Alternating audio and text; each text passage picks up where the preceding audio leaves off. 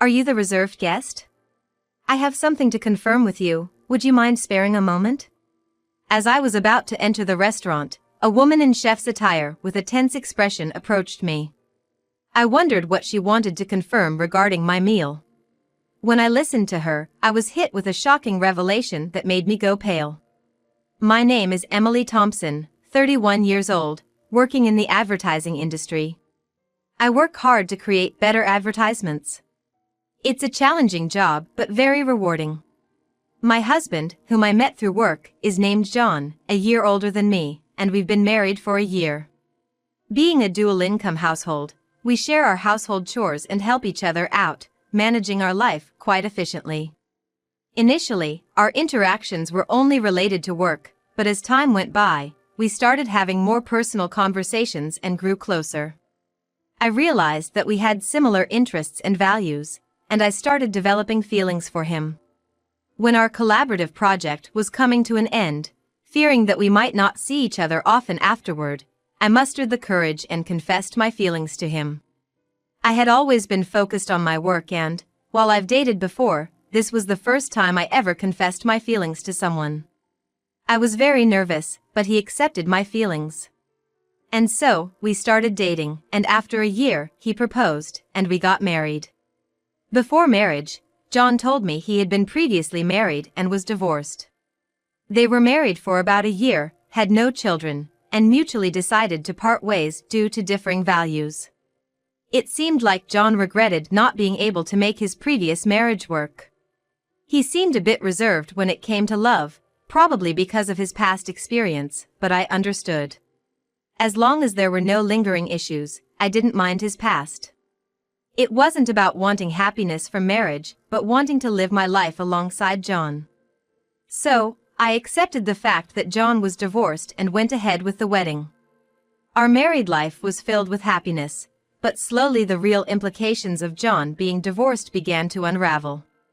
After our wedding, we moved to an apartment close to both our workplaces. John's parents live nearby, and we get along well. Our married life has been smoother than I anticipated.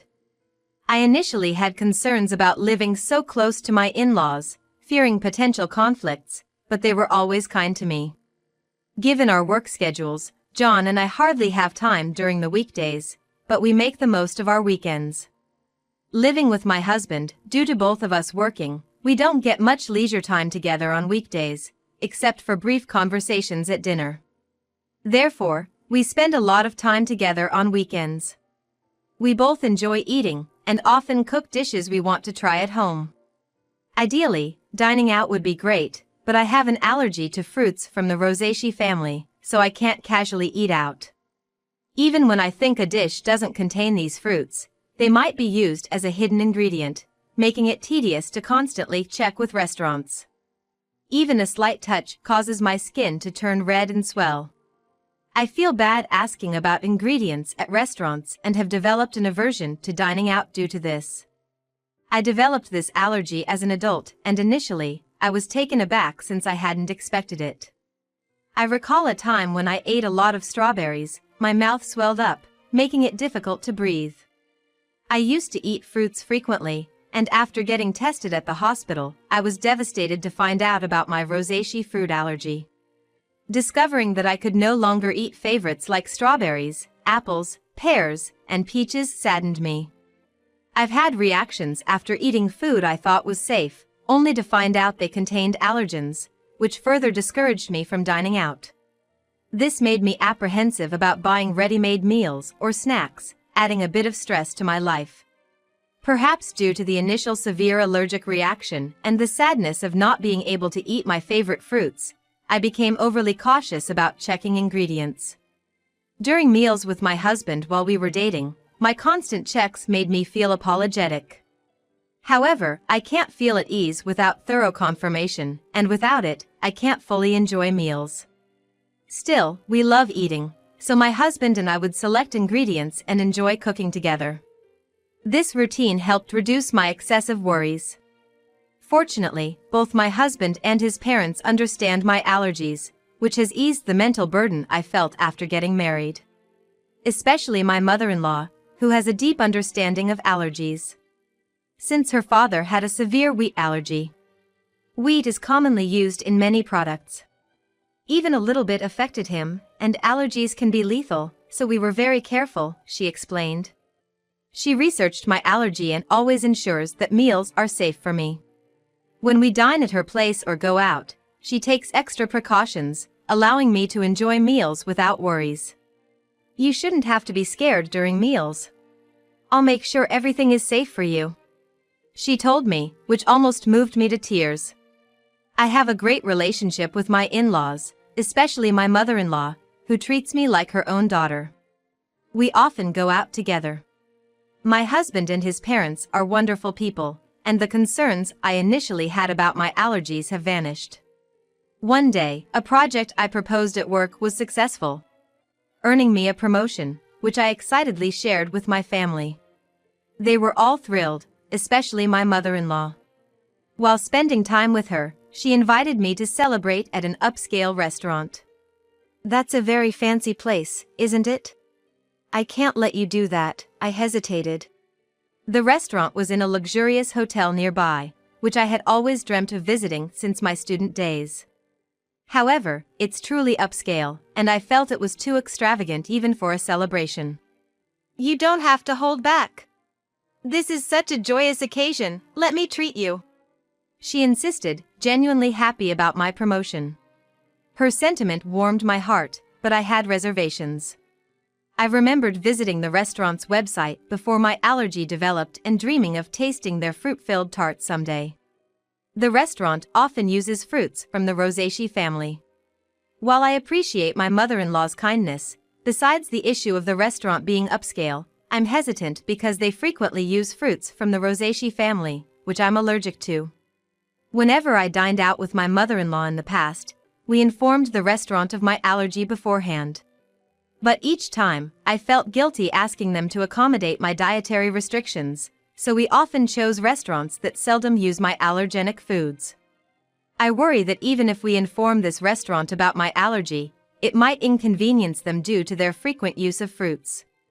Of course, dishes without these fruits are safe for me, and I'm tempted to try them. However, considering the kitchen likely processes these fruits as well, the risk scares me. In the end, I decided to decline the offer because of my concerns about an allergic reaction. Still, my mother-in-law was keen on the idea. I'll inform them about the allergy when I make the reservation. Don't worry, I also have a connection there, so they'll take good care of us. I was surprised to hear she had a connection to the restaurant since neither she nor my husband had ever mentioned it, but I assumed it wasn't something she boasted about. Given my mother-in-law's enthusiasm and my genuine interest in the restaurant's cuisine, we decided to have lunch there together. Considering that it's a suggestion from my mother-in-law who has always been considerate of my allergies, I felt relieved, thinking there was nothing for me to worry about. When I told my husband about this, he was surprised to hear that his mother had connections at the restaurant. My husband also mentioned that the restaurant sometimes serves fruit, and he appreciated their consideration for allergies. When I told my husband that my mother-in-law had informed the restaurant about my allergies during the reservation and they would take precautions, he seemed relieved. It's a celebration of your promotion, right? Make sure to enjoy yourself. Noticing that I was looking forward to this day, my husband said with a laugh. Initially, I declined because of my allergies, but I had always admired the restaurant, so I was excited about dining there. On the day I had been eagerly waiting for, since it was a weekday, I took a half-day off. After finishing my morning work, I planned to head straight to the restaurant. Being a high-end place, I chose a more formal outfit than usual and paid extra attention to my appearance when going to work. Colleagues noticed my attire and asked about my plans. When I told them about the meal, they wished me a good time before I left the office. Excitedly, I headed to the hotel. As I entered the entrance, my mother-in-law was already there. The two of us headed to the restaurant on the first floor, and since we had a reservation, we were immediately escorted to our table. Our reservation was for 1 p.m., but due to the busy lunchtime, we were informed that the serving might be a bit delayed. It was a popular high-end restaurant, so it was crowded. I understood and decided to order just drinks for the time being and wait patiently. Having already finished work and being encouraged by my mother-in-law, I ordered champagne. We enjoyed our conversation while waiting for our meal. I've had champagne before, but the one I had that day tasted the best. Feeling the effects of the alcohol and the anticipation of dining at a restaurant I had longed for, I was in high spirits. From the dishes at the neighboring tables, I could tell the food looked delicious, and I was eagerly awaiting our meal. Suddenly, my phone rang from inside my bag. Realizing I hadn't turned it off during my meal with my mother-in-law, I tried to shut it off. But seeing the incoming call was from work, I sobered up immediately. Worried that there might be a problem, I excused myself from my mother-in-law and stepped out of the restaurant to take the call, ensuring no one was around in case of sensitive information. The call was regarding a document I had submitted earlier that day. My colleague urgently needed clarification. Relieved that it wasn't because of an error on my part, I answered their questions and wrapped up the call in about 5 minutes. As I was about to turn off my phone to go back and enjoy my meal, an unfamiliar woman approached me. "Excuse me. You're the customer who made a reservation for today's meal at the restaurant, right?" The woman was dressed as a chef, presumably from the restaurant's kitchen. She looked rushed and a bit out of breath, with a concerned expression. I wondered why she would come out during such a busy time. I was puzzled, but when she said she needed to confirm something, I answered her questions. Her face went pale and urgently told me to leave the hotel immediately. "It's dangerous to go back to the restaurant now. Please leave the hotel and ensure your safety immediately."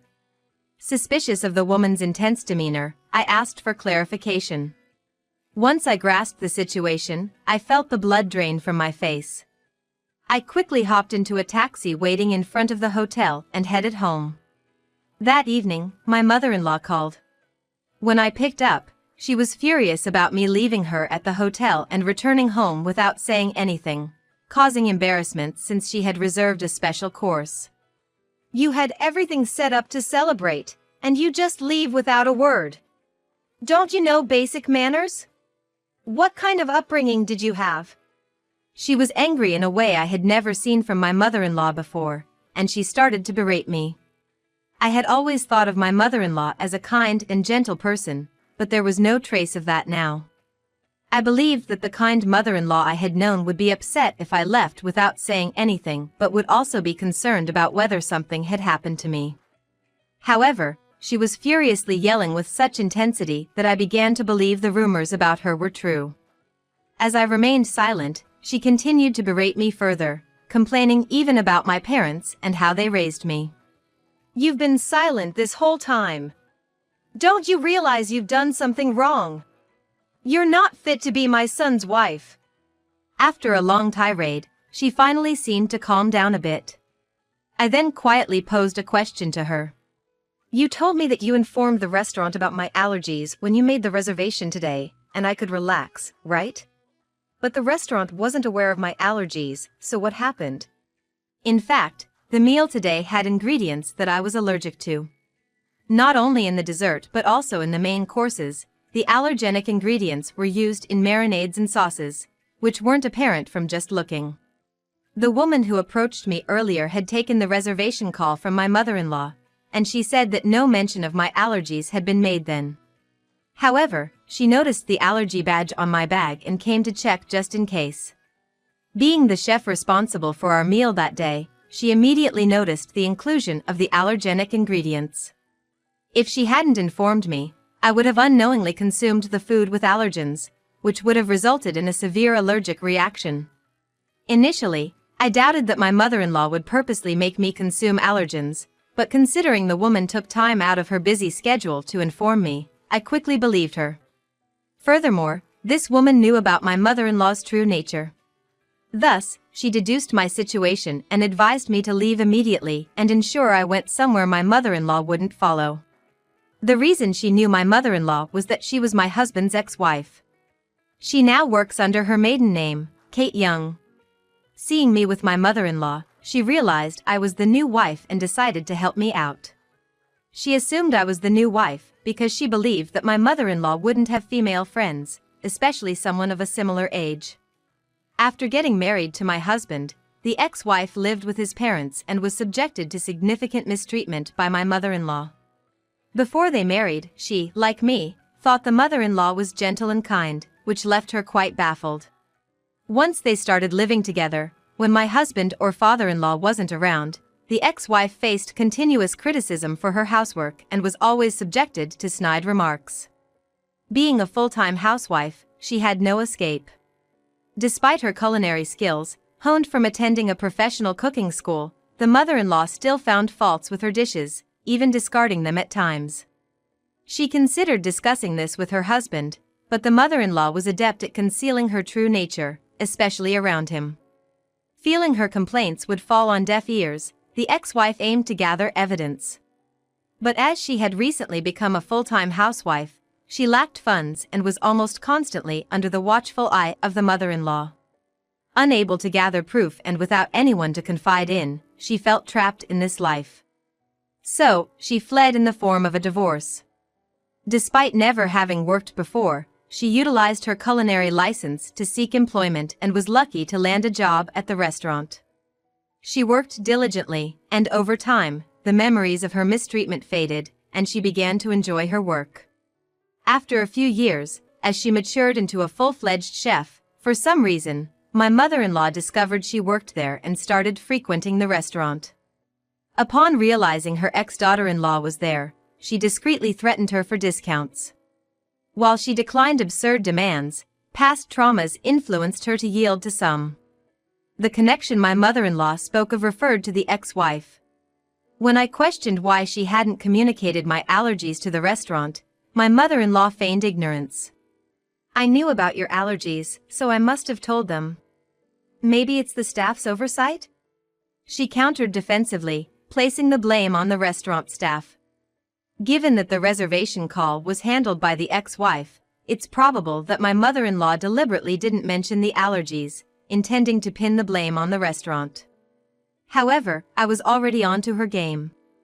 Considering the restaurant's stringent guidelines on allergies, if informed, they'd have accommodated my dietary needs. Moreover, they record calls for dispute resolutions, so it would be easy to verify who was at fault. When confronted with this, my mother-in-law, not anticipating recorded evidence, fell silent. I pressed on. "You've always been cautious about my allergies. Why did you not mention them this time?" Until now, my mother-in-law was well aware of the dangers of allergies and always showed concern, so I never imagined she'd do something like this. She knew that by doing this, it wouldn't end well for me. Given that we had a good relationship until now, I was curious why she acted this way and sought an explanation. I was shocked by her behavior, but more than that, I was baffled why she would act in such a manner. After a brief silence, she shouted defiantly, "I despise you! You outshine me! You deserve some pain!" She was envious since I received praise at work and was more liked in the neighborhood than her.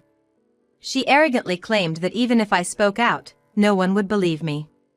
If it weren't for this incident, I wouldn't have believed she was capable of such actions. Thus, I had collected evidence to reveal her true nature and confronted her with it. "Everyone will believe me. My parents and my husband, John, are here listening to everything. Plus, this conversation is being recorded." Everyone present had heard her berate me and her intentions to purposely expose me to allergens. In fact, after leaving the restaurant, I immediately went to my parents' house and had John join us. I had informed them of the situation, and we were discussing our next steps when she called. So, I swiftly switched the call to speaker and started recording it for evidence. As a result, we had her incriminating statements on tape.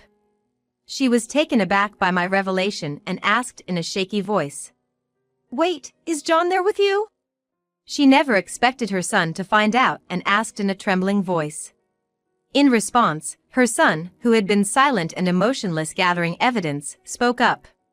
"I heard everything.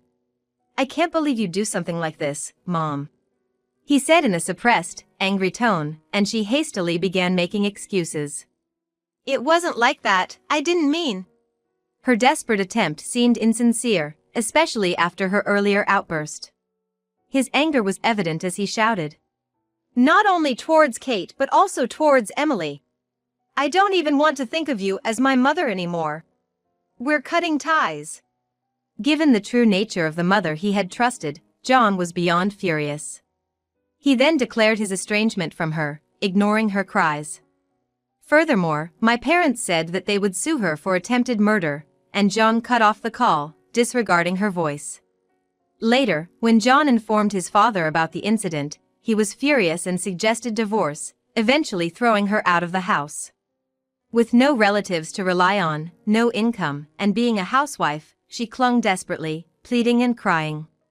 Her husband, feeling a final bit of pity, put her in a basic apartment. He paid the first month's rent and told her to find work so she could support herself. But, having been a housewife, she seemed to lack the drive to work, and for some reason, clung to both John and me. She barged into our house demanding money, but we drove her away, telling her to earn it herself. Especially John, who was extremely stern, ensuring she wouldn't approach our house again. Later on, rumors suggested she started working at a nearby supermarket, but she seemed quite disheveled. Given her nasty attitude, she had no one to rely on and seemed to be struggling on her own. I hope she continues to work hard both for her own expenses and to pay us the compensation, and I want her to stay out of our lives. As for why she did what she did, it seems she was jealous of me and wanted to see me suffer. John's ex-wife had moved in after graduating from a vocational school and became a housewife. She was submissive, obeyed her mother-in-law, and had a quiet nature. Due to her unpleasant character, which made her disliked by women, and her enjoyment in bullying those weaker than herself, she used to take out her stress on John's ex-wife. However, I am independent, working, and getting promotions. I had a higher social status than her and was well regarded in our neighborhood. Initially, she liked me thinking I was a competent daughter-in-law, but she gradually grew jealous. Being unable to bully me, she wished I'd be in a position where I'd become incompetent, wanting to look down on me. After the explosive call, when John and his father confronted her, she confessed everything, leading to their declaration of cutting ties with her. Later, John apologized to his ex-wife for not noticing the bullying. At that time, he was new at his job and deeply trusted his mother, which blinded him to her behavior. Still, he felt he should have noticed and was regretful. His ex-wife assured him she was over it. She's dating someone now, and their conversation ended on a peaceful note. John felt relieved knowing she was genuinely happy. Thanks to her help, I became friends with John's ex-wife. She's also career-oriented, and we get along well. Although she's his ex-wife, there's nothing concerning regarding their relationship, and I'm glad to have a friend close in age. After settling matters with the mother-in-law, John and his father threw me a promotion party. With the celebration from the two of them, I felt happy and determined to continue working hard without worrying about my mother-in-law.